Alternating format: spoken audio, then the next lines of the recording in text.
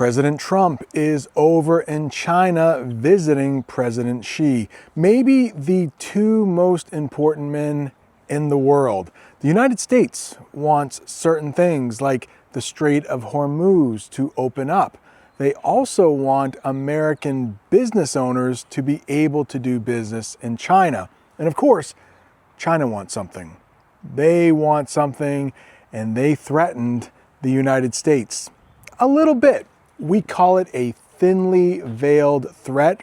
In English, we will talk more about that in just a little bit. But if you want to improve your English and you like watching the news, this is the perfect channel for you. Today, we are going to watch a news report. They are going to use some very difficult vocabulary, but don't worry, that's where I come in. By the end of this lesson, you will know 23 new terms. It looks like it is going to rain outside, so I am going to go inside where I can teach English a little better. If that sounds good to you, please go ahead, hit the like button, subscribe if this is your first time here, and I'll see you in just a minute. And President Xi expressed interest in purchasing more American oil to reduce China's dependence on the strait in the future. That's a really big takeaway. So we're going to focus on that as well. Also, both countries agree that Iran can never have a nuclear weapon. And after reading through this readout, there was really nothing in there that said that China was going to help pressure Iran in any way to ending the conflict. We were wondering if that was going to come up. Let's get right into it. You've seen some of the news report so far. They use some difficult words. Let's talk about them. The first one is dependence. Dependence.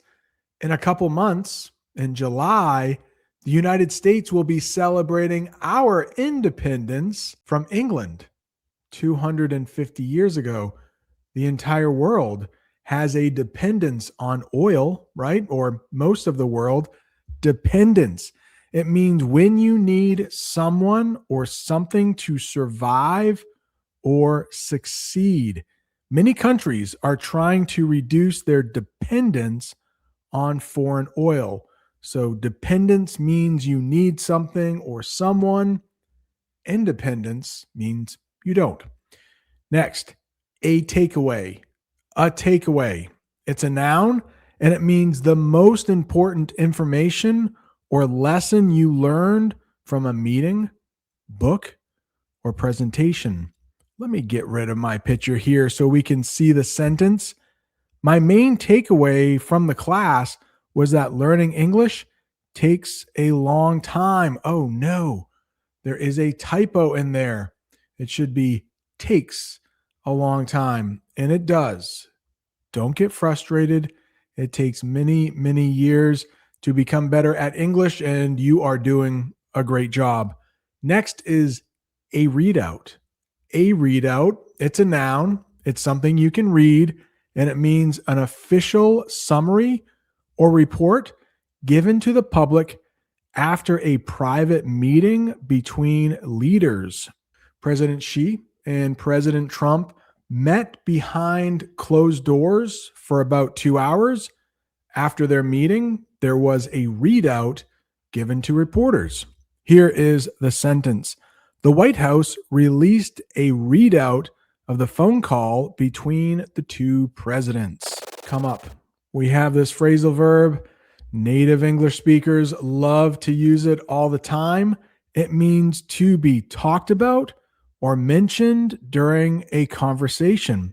Your name came up during the meeting and everyone said great things about your work. We were wondering if that was going to come up. It has been an incredibly busy day for the president, touring around all over Beijing. The president began his day with a visit to the Great Hall of People at the heart of the city, where he was greeted by President Xi. The delegation heard the national anthem along with a 21-gun salute, and the two leaders then had a bilateral meeting. And the president commented on his relationship with Xi. Watch. This was new for me. I was supposed to visit Beijing this summer, but because of the war with Iran and my flight was going through Dubai, I changed my plans. I am now going to Peru But in Beijing, there is something called the Great Hall of the People. That is a large government building in Beijing, China, used for meetings and ceremonies. The international summit was held at the Great Hall of the People. That is just an example sentence. I don't believe the meeting was held at the Great Hall of the People. It was just where President Xi met President Trump. But in the sentence, they used the summit. Now, the summit can mean the top of a mountain, but it can also mean when two powerful world leaders meet. Delegation. They used this term at least once, I think twice, in the newscast. And a delegation is a group of people chosen to represent their country or company. And they said in the newscast that President Trump had a delegation of CEOs. Those are people who lead a company, but they want to do business in China. There are over 1 billion people in China, and those CEOs, they want to sell things to those people. Let's get the sentence for delegation. A large delegation from Germany arrived to discuss the new trade deal. In China, President Trump got a 21-gun salute. We do that sometimes in the United States. What does it mean? It's a special honor where cannons, there are some cannons being fired in that picture, where cannons are fired 21 times to welcome a high-ranking leader. The visiting president was welcomed at the airport with a 21-gun salute. Bilateral is next. In the newscast, they said bilat a couple times. That's new for me. I've never heard that. Bilateral, I've heard quite often. Let's talk about what bilateral means. It means involving two groups or two countries. The two nations signed a bilateral agreement to protect the environment. Sometimes you will hear unilateral, uni, that just means one person did it or one country did it. You and I have known each other now for a long time. In fact, the longest relationship of our two countries that any president and president has had. And that's, to me, an honor. We've had a fantastic relationship. We've gotten along. When there were difficulties, we worked it out. I would call you and you would call me. And whenever we had a problem, people don't know, whenever we had a problem, we worked that out very quickly. We're going to have a fantastic future together. So once the bilateral was over, we actually got several statements from the Chinese side almost immediately. This is a not so thinly veiled warning from the Chinese Ministry of Foreign Affairs spokeswoman on Taiwan, the issue of Taiwan, which, by the way, gets a ton of its defense weapons from the U.S. Do you know this English phrasal verb to get along? Well, this is the past tense, gotten along. That means to have a friendly relationship with someone. Even though they are competitors, the two CEOs have always gotten along well. And President Trump says he has always gotten along well with President Xi. More English phrasal verbs. Here's another one, worked it out. What does it mean if two people worked it out? It means to find a solution to a problem or disagreement. And in the picture, it looks like we have a couple. They look like they like each other right now, but maybe they just had a small argument. Here is the sentence. They had a small argument about the budget, but they finally worked it out. This is what I mentioned outside. China gave a thinly veiled threat to the United States over Taiwan. They basically said, hey, if you do what we want to when it comes to Taiwan, there won't be any conflicts. But if you don't, we might have a conflict with you, United States. Let's talk about what a thinly veiled threat or thinly veiled warning is. A threat or warning that is not stated directly, but is very easy to understand. Here is the sentence. The manager's comment about future changes was a thinly veiled warning. Do you know a veil in English? Sometimes women will wear veils when they get married. It covers their face. So this is a warning, but it's kind of subtle, if you know that word. On Taiwan, the issue of Taiwan, which, by the way, gets a ton of its defense weapons from the U.S. This is what she wrote. President Xi stressed to President Trump that the Taiwan question is the most important issue in China-U.S. relations.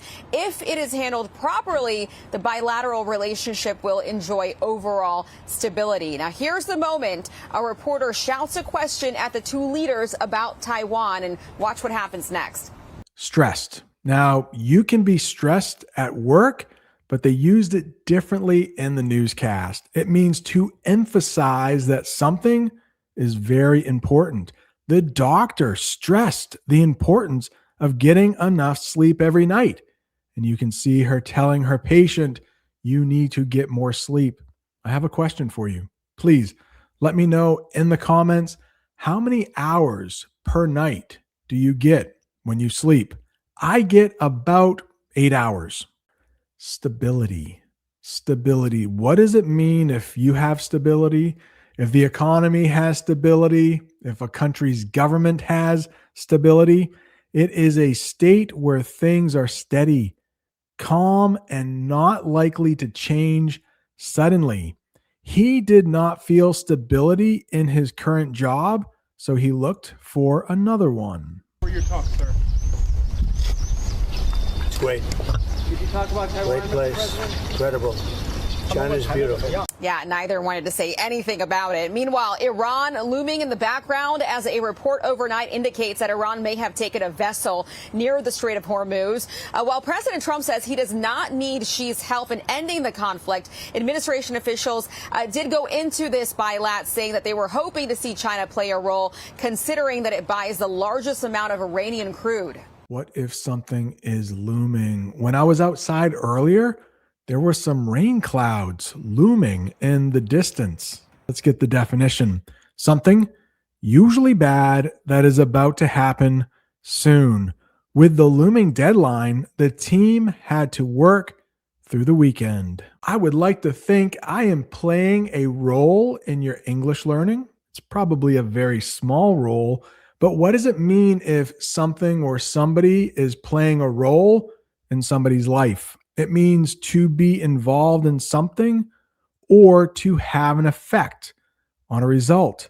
In the picture, we have a father and a daughter, and I think the father played a role in the daughter's life. Here is the sentence. Her dad played a big role in success as a softball pitcher. So she became a successful softball pitcher, and her dad was a big part of that success. Crude. We have two ways we use crude in English. This first one, they did not use in the newscast. Crude means simple, basic, or sometimes rude and impolite. Like somebody could tell a crude joke at work and then they might get in trouble. But in the picture, we have some sort of crude drawing. Like it's kind of simple. It's kind of basic. Here's the sentence.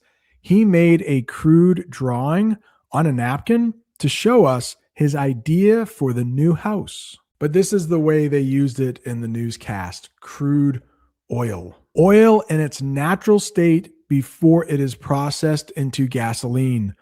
The price of crude oil affects the price of gas at the pumps.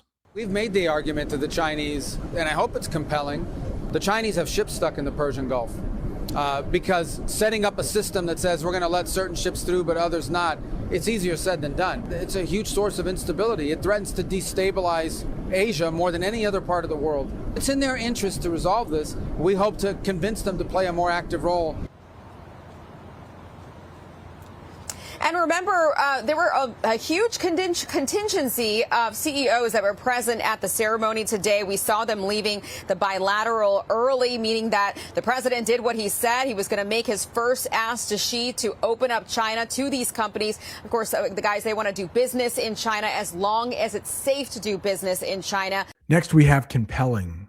If this English lesson is compelling, there's a good chance you are still watching it. What does compelling mean?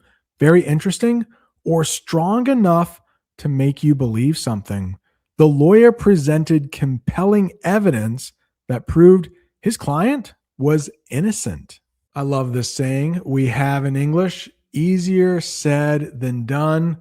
I use this quite often. It is an expression used when an idea sounds simple but is actually difficult to do. Like learning English to a high level, it sounds easy, but it's really hard to do. So that's why we might say, well, it's easier said than done. Here's a sentence: earning a C1 certificate in English is easier said than done. We talked about stability earlier. That's a noun. Here is like almost the opposite, and it is a verb. To destabilize something means to make a government, economy, or system weak or unsteady. Uh-oh, it looks like the prices are going up in the picture. Rapidly rising prices can destabilize a country's economy. What if it's in your interest? Or sometimes you might hear it's in your best interest. Something that will benefit you or be good for you. It is in your interest to learn how to use this new software. It's probably in everyone's interest to know how to use AI, you think? Contingency. We have many different ways we use contingency in English. Let's talk about two of them right here. A group of people, part of a larger group. That is the way they used it in the newscast. But it can also mean a backup plan for emergencies. Like as a teacher, I have a plan for what my students are going to learn in the classroom every day. But if we lose the internet, I need a contingency plan. I need another plan in case the internet isn't working. Let's get a sentence for the way they used it in the newscast. The French contingency at the conference consisted of 10 diplomats. Are there 10 people there? 1, 2, 3. Yeah, it looks like, wait, hey, hang on. There's only 9. I know you know the verb ask, but here we have ask in a noun form. It's a little weird, but it's sometimes used in business. A term meaning to make a specific request, often for money or help. At the end of the presentation, I am going to make an ask for more funding. You did it. Congratulations. Right up there is a QR code if you want to join my course so that you can read and watch the news better in English in just about 30 days. Also, right down there is an English lesson about what is going on between Russia and Ukraine. Thanks so much for watching. See you next time.